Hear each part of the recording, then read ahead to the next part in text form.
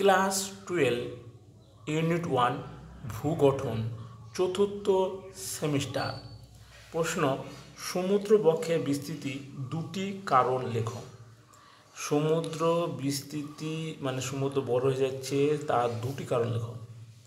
তা কোন বইটা থেকে বললাম যে বুক ইন্ডিয়া আধুনিক ভূগোল অনুরুদ্ধ হাজার যে অনুশীলনী সেখান থেকে এই প্রশ্নটা।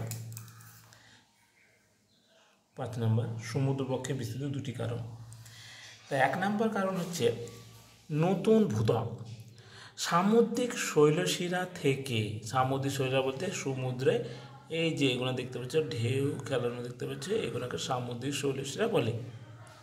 এখান থেকে কী হচ্ছে, যত আমি এদিকে যাচ্ছি না, এদিকে যাচ্ছি, এদিকে চলে যাচ্ছি, ড্যাঙ্গার দিকে চলে যাচ্ছি, ড্যাঙ্গার দিকে চলে যাচ্ছি, তাহলে উপকূলের দিকে চলে এলাম তখন দেখা যাচ্ছে এইখানে যে এটা গুরুমণ্ডল থেকে লাভা বেড়ে আসছে, তাহলে এখানে নতুন জমা হচ্ছে।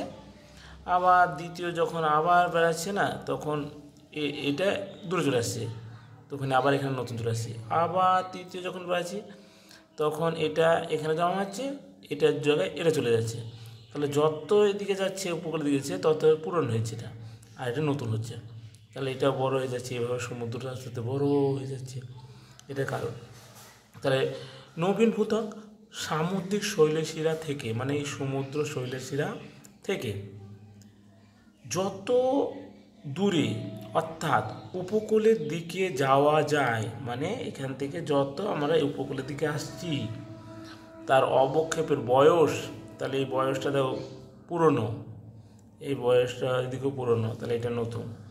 আবার গভীরতা, এই যে গভীরতাটাও বেশি, তাহলে গভীরতা 2 বৃদ্ধি পায়। ফলে মনে হয় মধ্য সামুদ্রিক ভূত্বক নবীন কালে সৃষ্টি আছে, তাহলে এটা নতুন কালে সৃষ্টি আছে। তাহলে কি বুঝতে পারলাম যে এখানে যেটা আগুনটা বেড়েছে না, তা নতুন হয়েছে, আর এটা দূরে চলে যাচ্ছে, তো পুরনো হচ্ছে। সেটা উপকূলের দিকে পুরনো, আর শৈলশিরার কাছে থাকছে সেটা নতুন। এর জন্য সমুদ্র আস্তে আস্তে বড় হয়ে যাচ্ছে, বাস একটা কারণ। এবার আগ্নেয় শিলার বয়স। 1966 খ্রিস্টাব্দে মহাসাগরের তলদেশ থেকে সংগৃহীত আগ্নেয় শিলার নমুনা থেকে জানা যায় মধ্য সামুদ্রিক শৈলশিরা থেকে ক্রমশই বাইরের দিকে শিলার বয়স বৃদ্ধি পায়, যা সমুদ্র বক্ষের বিস্তারকে প্রমাণ করে। তাহলে ধরো এই জায়গাতে থেকে বিজ্ঞানীরা মাটি নিয়ে এলো, দেখলো নতুন, পরীক্ষা করে দেখলো নতুন। এবার দেখা যাচ্ছে এই উপকূলের কাছে, মানে এই উপকূলের কাছে এখান থেকে যখন নিয়ে যাচ্ছে পরীক্ষা করে দেখলো যে এটা পুরনো। এ থেকে প্রমাণিত হলো যে সমুদ্রের কাছে, মানে সমুদ্র গভীরে শৈলশিরার কাছে নতুন শিলা দিয়ে গঠিত, আর যত আমাদের উপকূলের দিকে মানে ড্যাঙ্গার দিকে আসছে তত পুরনো দিয়ে গঠিত। এই জন্য সমুদ্র আস্তে আস্তে কী হচ্ছে, বিস্তৃত হচ্ছে, মানে বড় হচ্ছে।